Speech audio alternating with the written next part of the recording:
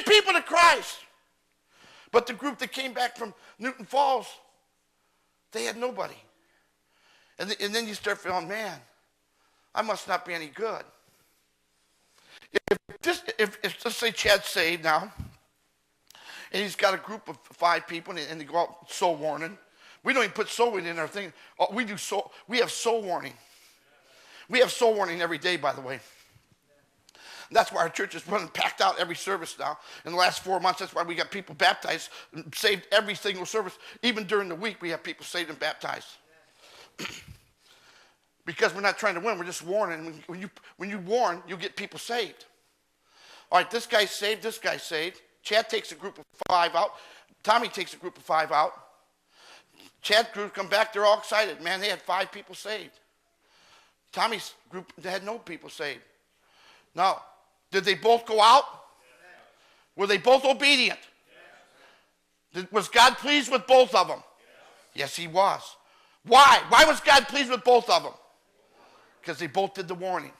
But what happens, and by the way, before I get to the point I wanted you to get, if he went out, but he didn't go out, if he went out and he didn't go out, who would God be displeased with?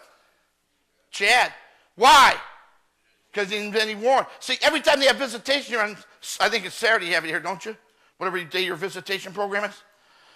When you don't go out, what your problem is, you're not doing what God says. You're not warning nobody. And so God's displeased with you. Don't get mad at the people and say, oh, man, those people don't really get no one saved. It's not my job to save people. I'm just out to warn people. Hello? Now, he goes out, they get 5 saved. He goes out, there's a group, nobody got saved. Man, we come back, have fellowship. We're all talking about, and me and Tommy, let's say me and Tommy's in that group that no one got saved. We feel like we are failures. Man, Chad's group, man, they had all kinds of, we didn't get nothing. What's the sense of going? Our group never gets nobody saved. Hello? See how Satan works on your mind? I don't win nobody anyways. What's the sense of going? Hello? Amazing Grace, are you listening to me? You out there listening on TV, are you listening? We go because we're commanded to go. All right, let me go. Thanks, fellas. I'm going to give you 7 quick things about soul warning. Real quickly. Number 1. So you can see already how Satan works your mind. Yeah, I used to go preach. I said, what's the use of going? I don't get nobody saved anyways.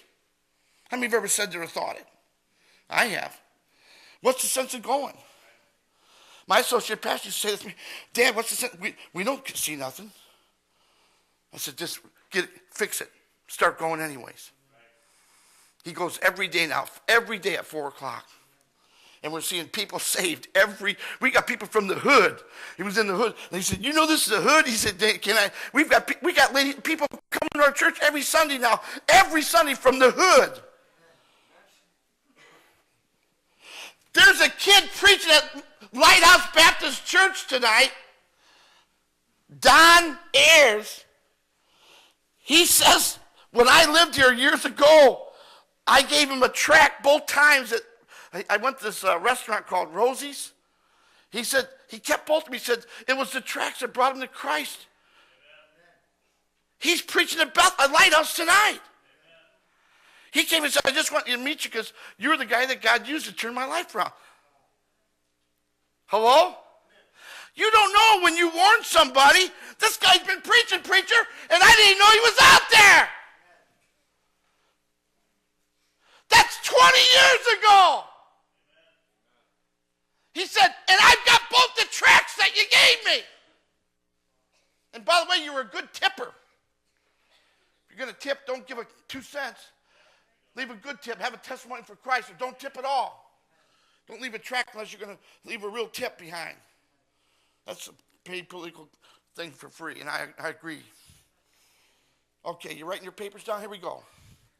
7 truths about soul warning. Number 1, don't blame and use other religions for an excuse why you don't warn people. Well, preacher, I do it, but won't listen to me. The Jehovah's Witnesses blown them out. Or preacher, the Mormons have already got them and ruined them. Preacher, they've been raised up in Roman Catholicism. They can't be reached. Oh, yes, they can be reached. You're just making that excuse. You're using that for, don't use religions for an excuse.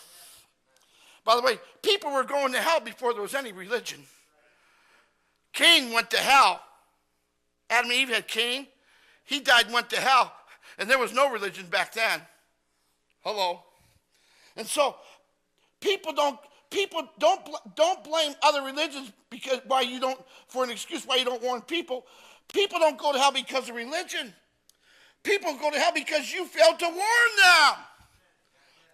Number 2, you do not send people to hell. You let people go to hell. I said, don't blame the religions for an excuse for not to soul warn. And number 2, you do not send people to hell. You let them go to hell.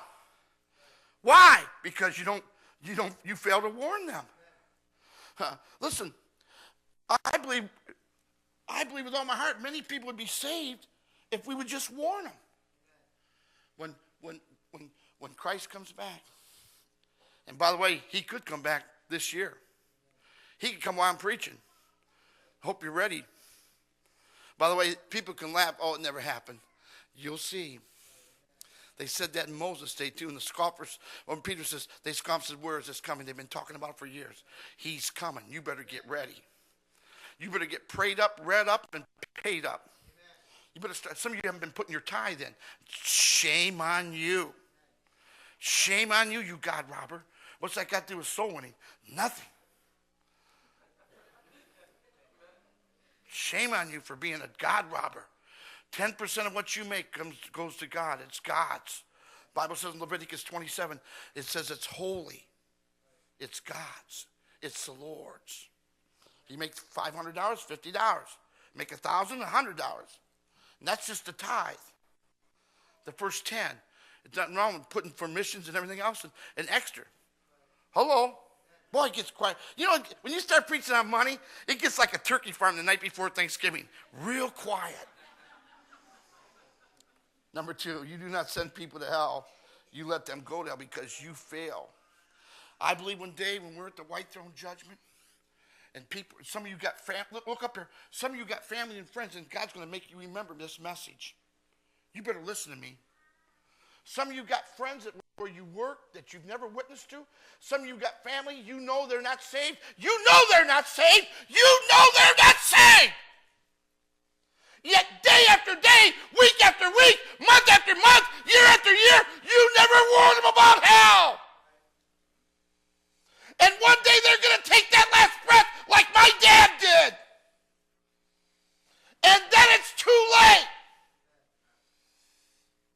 And when they die, they'll go to hell. And when they're raised up at the lake of fire, at the white throne judgment, cast in the lake of fire, they're going to be crying out, why didn't you warn me?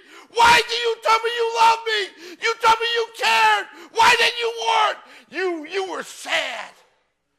I wonder it says in Revelation 21, verse 4, God wiped away all tears from their eyes. We're going to be crying because we didn't warn people about hell, because hell's real, preacher. And we're going to be sorry we didn't serve God. We're going to be sorry we didn't go to church. We're going to be sorry we didn't pray and read our Bible. We're going to be sorry and we're going to be sorry most of all that we didn't warn people and they went to eternal hell and we can't do nothing to change it. You can change it now. Number 3. I said number 1, don't blame other religions because use it for an excuse. I said number 2, you do not send people to hell. You let them go by not warning them. Number 3, God will speak at least one time to every person. I'm going to tell you right now, every person has a chance to be saved. Well, that person can't be saved. Oh, yes, they can. And I don't care who they are or what they are. As long as there's life, there's hope. See, you give up on people. Hello? Are we still here? See, we saw, what's the sense that guy, I can't reach that person. How do you know if you don't warn them? See, you've let Satan put that in your mind. I've let Satan, what's the use? That guy, he's a reprobate.